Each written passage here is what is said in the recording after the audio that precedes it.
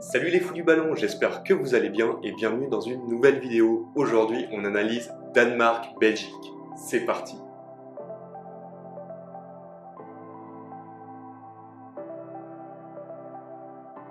Alors, Danemark-Belgique, c'est un match que personnellement j'attendais avec impatience pour plusieurs raisons. Premièrement, parce que j'avais raté l'entrée en lice de la Belgique et c'est une équipe que j'apprécie énormément voir jouer. Donc, je les attendais au tournant sur ce match. De l'autre côté, je voulais absolument voir cette équipe du Danemark jouer. On n'a pas pu réellement les voir jouer lors du premier match à cause de ce drame gigantesque qui a eu lieu, cet arrêt cardiaque de Christian Eriksen, qui fort heureusement est sauvé, hein, et sa vie n'est plus en danger. On ne sait pas encore s'il pourra rejouer au football, mais dans ces moments-là, c'est évidemment secondaire. Mais voilà, deux équipes du coup que j'attendais énormément. Ce match se passait à Copenhague, au Danemark. Le stade était quasiment rempli que de Danois et une très très belle ambiance dans ce stade de Copenhague, il faut le dire. Les deux équipes jouaient en 3-4-3, même si le Danemark était annoncé sur le papier en 4-3-3, c'était pas le cas. Daniel Vass était vraiment un cran plus haut en tant que piston. Donc ces deux équipes jouaient sur le même dispositif. On s'attendait à une grosse bataille au milieu de terrain avec chacun qui a 4 joueurs, voir comment ils allaient réussir à étirer les défenses adverses. Ça allait être très intéressant et on était impatient de voir le plan de jeu de ces deux entraîneurs. Eh bien, on n'a pas pu avoir le temps de les voir car 2 minutes de jeu, Deneyer offre un énorme cadeau aux Danois et Youssouf Poulsen ne se fait pas prier, crucifie Courtois 1-0. Après 2 minutes, le Danemark peut exulter et tout le stade exulte évidemment. On a eu le droit directement à un sursaut d'orgueil de la part de la Belgique. 5e minute, si je ne m'abuse, avec Mertens, une tête qui arrive directement dans les gants de Schmeichel. Et en fait, c'est tout. La Belgique n'a cadré qu'une seule frappe de toute la première mi-temps. C'était très très pauvre. Avant de parler du reste de cette première mi-temps d'un point de vue tactique, 10e minute, on a eu le droit à une très belle minute de silence en honneur de Christian Eriksen. C'est des moments que j'aime beaucoup voir dans le football. C'est des moments où on voit vraiment le fair play et on voit aussi que le football n'est qu'un jeu et que beaucoup de choses passent avant le football. Certains ont tendance à l'oublier et ce genre de moment le rappelle et je trouve ça génial. Et voilà, après cette superbe ovation, le jeu a pu reprendre et on a vu une Belgique très très empruntée. Pour plusieurs raisons. Premièrement, le bloc danois était très très haut, il laissait très peu d'espace et le pressing danois était vraiment très très intéressant. Et on sentait, tout coulissait, tout était bien huilé, donc c'était compliqué à les bouger. Et aussi parce qu'en fait, la Belgique ne montrait pas grand-chose. Les trois attaquants refusaient réellement de décrocher pour demander le ballon. Mertens l'a fait une ou deux fois, mais ça s'arrête là. Carrasco est resté planté dans son coin à attendre la balle. Et finalement, même au milieu de terrain, Tielemans, des Donker n'ont pas été extraordinaires. Et finalement, c'est souvent passé par deux joueurs ou par Torgan Hazard côté gauche, qui a pu de temps en temps avoir le ballon, mais très très vite, il était marqué par deux joueurs danois. Et donc, il y a eu quand même pas mal de déchets de la part du joueur de Dortmund, ou souvent sur des longs ballons à destination de Lukaku. Et Lukaku, il était quand même bien accompagné parce que tout le match, il y a eu un Simon Kjær qui l'a vraiment collé à la culotte. Donc c'était compliqué pour le joueur de l'Inter de réellement toucher ses ballons, les dévier correctement, etc. Et donc en fait, la Belgique n'a rien montré sur 45 minutes et au contraire, le Danemark a vraiment été étincelant sur ces 45 premières minutes. On a vu une équipe, comme je disais avant, qui pressait très très bien, mais dès qu'ils avaient le ballon, ils étaient vraiment intéressants. C'était vraiment agréable de les regarder jouer. Ils arrivaient en fait à trouver une vraie verticalité. Au contraire, justement, de la Belgique, le Danemark bougeait énormément, pas mal d'appels entre les espaces pour demander des ballons, des jeux en une touche pour justement se créer de l'espace. Ça prenait un peu des risques, balle au pied, et à chaque fois c'était récompensé, c'était impressionnant. C'était vraiment très très beau à regarder jouer. Et on se demandait si le Danemark allait réussir à jouer comme ça tout le long du match. En tout cas, à la mi-temps, on avait l'impression que le Danemark a joué le jeu dont on attendait de la part de la Belgique, et inversement, c'était assez impressionnant. On se demandait qui était le petit entre les deux parce qu'il y avait vraiment une classe d'écart entre ces deux équipes. Mais c'est bien le Danemark qui surclassait la Belgique. Extraordinaire, je trouve. C'était vraiment une très très chouette première mi-temps. Deuxième mi-temps, directement à la rentrée des vestiaires, Dries Mertens, qu'on a très peu vu malheureusement, sort et laisse sa place à un joueur peu connu, je pense, Kevin De Bruyne. Le joueur qu'on n'avait plus vu sur les terrains depuis son choc face à Rudiger en finale de la Ligue des Champions. rentre. On voit encore qu'il était marqué de ce choc, un peu plus boursouflé que d'habitude, mais ça lui a pas empêché d'être étincelant. On l'a vraiment vu sur ses premières touches de balle. C'est un joueur que personnellement j'adore. C'est un joueur qui joue très très simple, qui aime aller chercher le ballon dans les pieds et faire la différence sur des 1-2. Et il l'a fait très très bien. Et ça, c'est vu notamment parce que c'est grâce à lui que le 1-1 tombe à la 55e.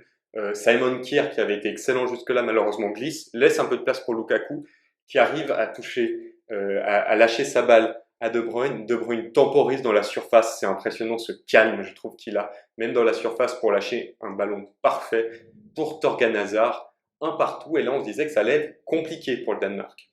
Et ça s'est vraiment vu, surtout que juste après, Eden Hazard et Axel Witsel sont rentrés. C'est quand même fou de se dire que la Belgique est capable de faire rentrer De Bruyne, Eden Hazard, Axel Witsel. C'est des joueurs extraordinaires et c'est des joueurs qui étaient sur le banc.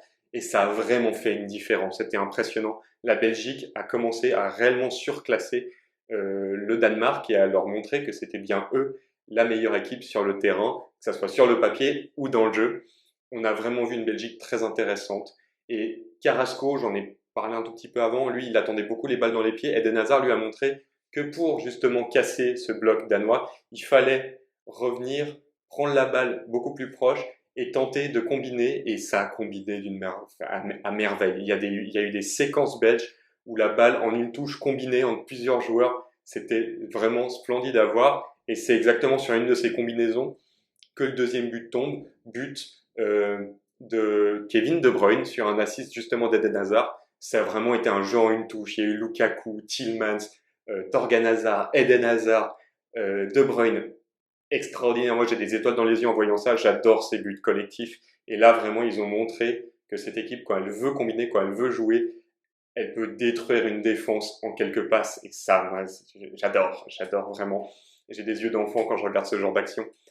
Et on s'est retrouvé à un 2-1 du coup, plutôt mérité par rapport au début de deuxième période, mais finalement j'étais assez triste quand même pour Danemark qui avait vraiment beaucoup donné et qui s'est petit à petit perdu. Mais ce 2-1 a vraiment redonné des ailes au Danemark.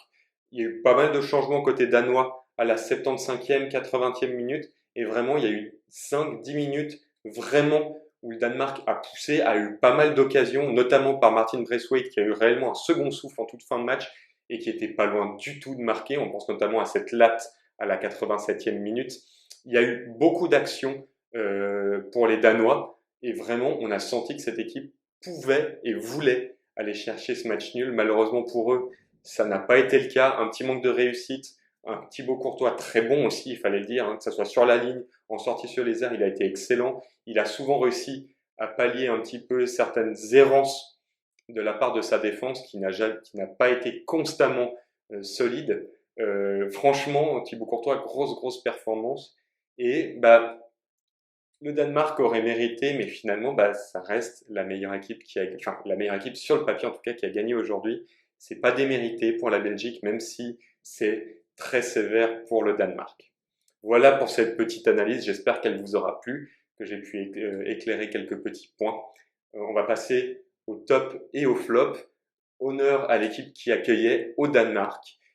Pour mon top, j'ai hésité entre deux joueurs. Il y avait Simon Kjær que j'ai beaucoup aimé. Je l'ai trouvé très intéressant. Il a bloqué complètement Lukaku sur les 45 premières minutes. Même après, il a vraiment été bon. Mais il y a eu cette glissade. Il ne peut pas grand-chose, mais il y a eu cette glissade qui crée l'espace et qui finalement provoque l'égalisation belge.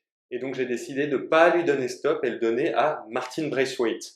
C'est un joueur en plus qu'avec Johan, on adore tacler, on adore se moquer de Martin Braithwaite, tout simplement parce que c'est un joueur qui n'est pas assez fort pour le Barça et ça nous a toujours fait rire de le voir jouer au Barça. Mais ça reste un excellent joueur de foot et il nous l'a prouvé aujourd'hui. Il a été dans tous les bons coups côté Danemark et il aurait vraiment mérité marquer ce but, notamment l'égalisation à la 85e où sa tête touche la latte.